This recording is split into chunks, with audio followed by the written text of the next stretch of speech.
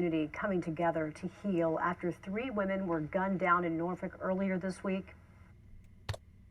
It's a tragedy that we'll never, ever get over. He took an angel from us that didn't deserve to die in such a horrified way, and we just want justice served. Those emotional words coming from Tina McPherson, who lost her sister, Nicole Lovewine, in Wednesday's shooting. Dozens of family and friends remembering the lives lost tonight during a vigil and a growing memorial. A mass shooting in the Young Terrace neighborhood downtown left 3 women dead, 2 other women injured, including a pregnant teenager. News 3 reporter Antoinette Delbel joins us now with more on one of those victims. I guess this is my last dolphin to her. One last gift for her sister Sarah Costine, known to many by her Muslim name Saida. Carlene Hartline saying dolphins reminded her of their hometown in Florida. I can't even believe that I'm here right now to do this for my sister, you know. Hartline visiting the site for the first time since the horrific shooting in Young Terrace Wednesday evening. She says her sister was just getting home from work when she heard gunfire and ran outside, trying to help her neighbors who had just been shot. It happened so fast. As she was trying to help, 19-year-old Zayante Palmer turned the gun on her, killing Saida Nicole Lovewine, her partner Deidre Brown, and injuring 2 other women. That's my sister. She'd give you the clothes off her back. 3 of Saida's kids were playing on the trampoline at the time, seeing their mother murdered before their eyes, the youngest just 6 years old. This courtyard now a vivid reminder of the lives left in the wake. The grief is indescribable, unbearable. My sister and I just lost our mom 3 years ago to pancreatic cancer, and I thought that grief would kill us. And this is...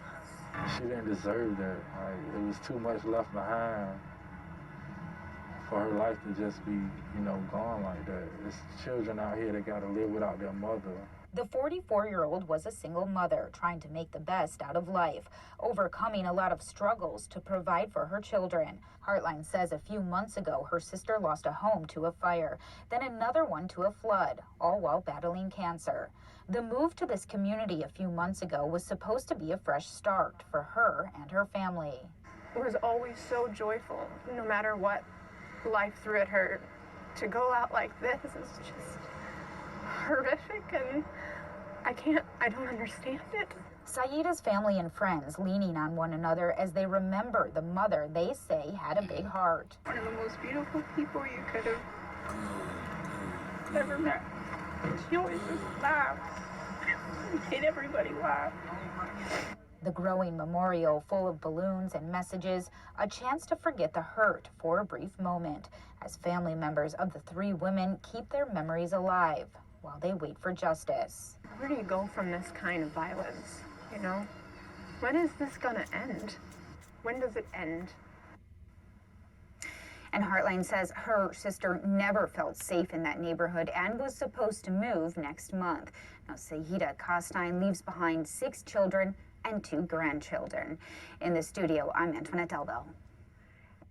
Story. The shooting in Norfolk's Young Terrace neighborhood. And we're learning a lot more about the victims and the suspect in this mass shooting.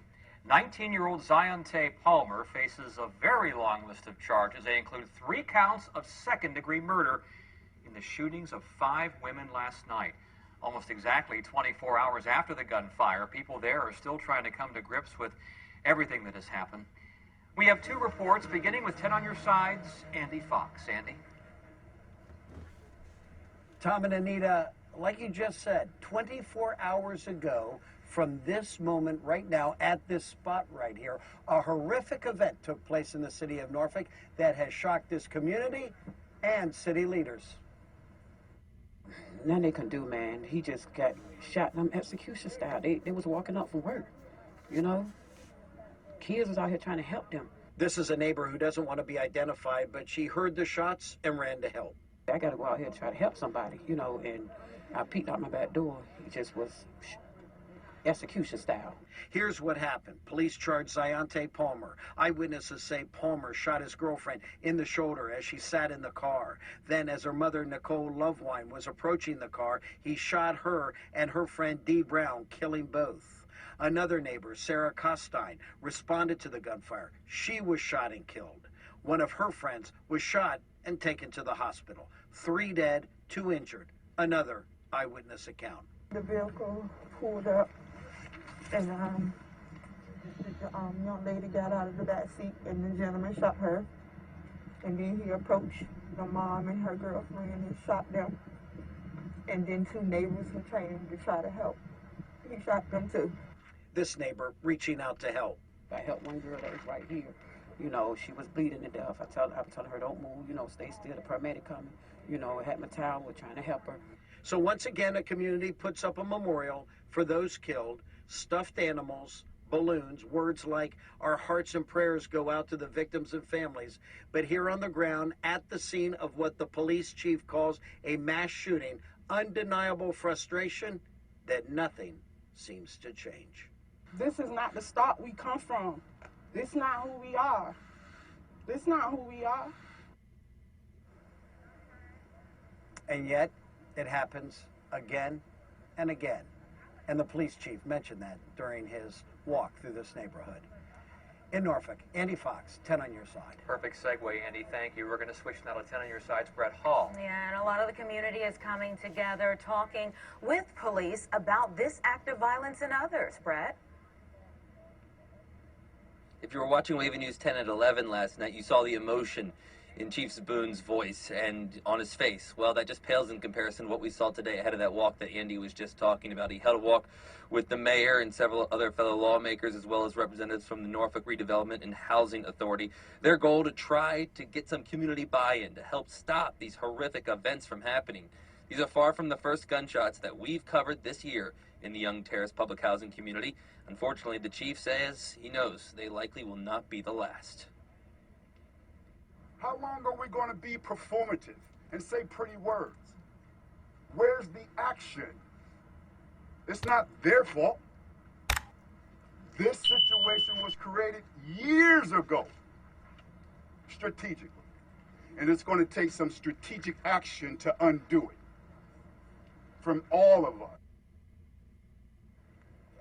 Chief Boone has often spoke about the issue of poverty and its connection to violence. We're here in Young Terrace, where the city has now committed to eventually redoing this area in an effort to put mixed housing in here, hoping to try to combat that poverty on top of poverty that he believes is leading to this deadly cycle. Of course, that is going to take some time. Live in Norfolk, Brett Hall, 10 on your side. Thank you, Brett. And you can... Welcome back to Rooster Crow on TV, y'all. It's been a minute, but we back. You heard me? Alright, man, let's get into this story, man. So this story took place in Virginia. In Virginia, man. And once again, it's one of these young, dumbass kids, bro. Young and dumb. Young bum and a dumbass. You feel me? I don't know what a 19-year-old is going through at 19 that will make you want to kill your girlfriend. Kill her mom. Well, you shot your girlfriend. Killed her mom. Wait, is the girlfriend dead? I gotta confirm that. So you shot the girlfriend, you killed her mom, and then you killed the mom's girlfriend. And then there are 2 more other people who are injured. What are you going through at 19 that makes you want to take a life in the first place? Let me tell you something. At 19, if this is your first relationship, you still had a hell of a lot of relationships more to go through, right? There are only a small percentage of people in this world who get to stay with their boyfriend or girlfriend from like childhood. A small percentage. And you ain't one of them. I guarantee you that girl, the other 19-year-old girl, left you because she saw your attitude and your behavior. And it was something that she didn't want to deal with anymore. I'm pretty sure that she knew you had a firearm. And she just didn't want to deal with that shit no more. You understand what I'm saying? Bro, for a man to not be able to control his emotions, you lost complete control of your emotions and your anger. What, she told you she don't want to be with you anymore? So, if you can't have her, nobody else can't have her. Is it one of them kind of situations? You feel me? So she told you she don't want to be with you anymore. So what did you do? You waited outside her neighborhood, the apartment complex where she lives at. You knew exactly where to find her. So when she pulls up from work, you shoot her. You shoot her. Her mother comes outside to render aid, the mother and the girlfriend, and you turn your firearm on them. And then the other good Samaritans that came by to help out, you turn your firearm on them also. The only disgusting thing about this story is these cops actually brought you in alive. You are one of those who ain't supposed to come in alive. They kill people for less. You shot 3 and wounded 2. Why are you even going to waste taxpayer money in court? I don't get it. I don't get it. Young ladies, let's chop it up real quick, man. See, most of y'all in that age group, 19, even the ones in their 30s, man. You feel me? Most of y'all like these dudes who put on this persona or who are living their life. Y'all like these niggas on demon time. You feel me? Because y'all find that shit attractive. Y'all want to be with thugs or self-proclaimed real niggas. Y'all love that shit. Well, newsflash, ladies. This is the outcome of being with one of them kind of bum-ass niggas. These dudes don't really have too much to lose these days, man. I'm not saying every man out there, bro. But a lot of these dudes nowadays ain't got shit to lose, ladies. But for some reason, you will see a brother who's well put together, well mannered, and because he's not aggressive with you in a certain manner, you will call him a pussy. But you will see Pookie and Ray Ray standing by the store all day selling $20 sacks. Ain't fucking 12 hours, go home with $100. And you feel like that's a real man. I don't get it. I know we live in reverse, but most of y'all fall for these kind of bum ass niggas. For these low life bum ass niggas. And unfortunately, these are the kind of niggas that represent the rest of us. You feel me? It's almost like niggas not growing out of that childhood mentality anymore. That shit follows on to like their 30s and shit. I don't get it. But y'all ladies like this kind of shit. You know what I'm saying? I don't want to bash no single mothers. But I guarantee you that if you look at this man's household, there wasn't a man present in that household. For you to lose control like that and go take a woman's life, I don't think there was a man present in that household. Because if there was a man present, a man would have sat your ass down and told you, hey, listen, this is just a relationship. You got a long way to go. Bro, you're going to go through relationships until you find the right one to get married to. That's the normal cycle of life. Well, at least here in America. You feel me? But you're a teenager, man. You got a long way to go. Enjoy your life. But yet, you get so pissed off because one person say they don't want you anymore. You go cop a piece and turn the gun on her and her mother, the girlfriend, and 2 other innocent people who just came to help out. That's sick, man. You know, I haven't uploaded in a while because uploading these kind of stories and like the crazy murders that was going on in the cities, it make you think a lot. It make you want to watch your surroundings twice as more than what you already do. You understand? It's crazy.